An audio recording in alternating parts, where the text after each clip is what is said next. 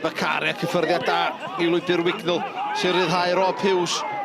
Hughes, ergydio beller Hughes ar arbediad gan Ashley Morris. Wrth ymosodiad chwym gan Cei Connah.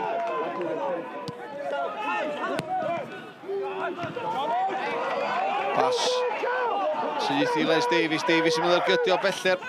Hayes i'r dde honno. Gyfle fa mae disgyn efallai i Venables. Am arbediad gan John Danby. Godidog gan y golwr. Hayes yn cael y groesiad i mewn. Ac Chris Venables yn ymestyn. Ond methu darganfod ffordd i bwy Danby. Owens cael ei fadlu'n nghanol y cae. Bacari draed cyflym wedyn i Rob Hughes. Mae'n le ar y dde i Ryan Wignall sy'n brasgamyd ar draws Short, ond gwaith da gan yr amddiffynwr. Amddiffyn cryf iawn gan Lewis Short. Ysgwydd yn ysgwydd gyda Wignall. Rhaid deud a rhaid rhoi clod i Lewis Short yn y fan yno. Oedd y weld a bod wedi giro. Rob Hughes ydy'r un sy'n rhaid y cymorth. Wignall i'r chwith ag o'i flaen. Smith yr redag tu mewn i Ryan Wignall. Wignall i Smith, groesiad ddim tuag at y postyn pella. Ac y beniad gan Thompson yn syth i'r eilydd. Michael Wilde. Mae o wedi rhoi Cei Connah ar y blaen. Prif sgoriwr Cei Connah eto mor yma. Bala dim. Cei Connah 1. Rob Hughes gwell allan yn dacl Disney a Smith yn cyfuno. Burke. Rhediad da gan Venables. Bedgyd gan Nathan Burke ar arbediad gan Danby. Bydd yn ymestyn am hwnna. Burke ar gyd bwerus ar droed chwith. Danby ar adwynaeth eto. Hughes ar dafliad hir, gat Wilde. Mae'n disgyn i Ryan Wignall. Wignall ar ergyd. Cyfle i Ryan Wignall. Burke ar gig gornel. Tuag at y postyn bellar. Les Davies ar beniad yn taro trawst. Mae dal yn rhydd. Les Davies yn erbyn i ginglwb. Codi'n uwch na'r ymddiffyn. Yn taro'r trawst. Wignall. Angen cymorth. Gisio debyg Thompson ddyn ni nôl i Rob Hughes. Hughes ar ergyd o beller. Yn taro'r postyn. I oedd Ashley Morris yn rhythro'r draws y gol a wedi giro.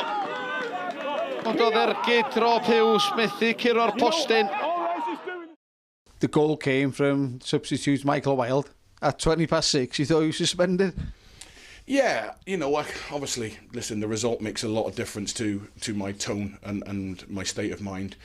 You know, to come at 6:20 and me get an email and say that Mike Wilde's not suspended, it's not good enough. You know, it's not good enough at any level of football. I've got to give my staff fantastic credit because the detail that we went to this week in training, the video analysis that we worked on to make sure that we blocked off all their problems and also countered it with real pace and energy. And, you know, it wouldn't have flattered us due to it been another couple of goals in that. You know, we've hit the post. You know, I thought we were exceptional tonight. It's never a good game against Connah's Quay. It's always tight and nothing much in it. And same again tonight, defensive errors cost us really. We didn't play well enough to win it, but I don't think they deserved to win it either. You know, chances were few and far between. And it was just a tight game, just a bad defensive error which cost us. And obviously that win takes you above Bala and in that coveted second spot. Yeah, but you know what all that does is, for me, it cements a home tie in the playoffs, and that's all it is at this minute in time. You know, because again there will be twists and turns as this goes on. Because Bala have got to play Bangor, we got to play Bangor, we've all got to play TNS. You know, there's so many twists and turns. You know, but on our targets that we set, you know, that's 2 bonus points tonight that we didn't have down as a win. You know, we wanted to come here and get a point. It wasn't a must-win game, but it was most certainly a must-not-lose game. And I thought we were fantastic tonight. You know, we were 1 point above Bangor and Connah's Quay going into the game today, and I was explaining to the lads, if we don't perform and we don't get points tonight, then we'll be 4th. So if we go 4th, then we'll have to fight to get back. So every game's going to be crucial, and you know, it'll be a good run. TNS are now champions. Are they champions? Congratulations to TNS. You know, where it's a fantastic achievement again. You know, Scott and Stephen, their first job, and you know, I think sometimes a lot of people don't notice the catastrophic injury list they've had this year. You know, they've had some major players out most of the season, So a remarkable achievement again for them, and well done. You know, again, they're the benchmark that we're all trying to get near.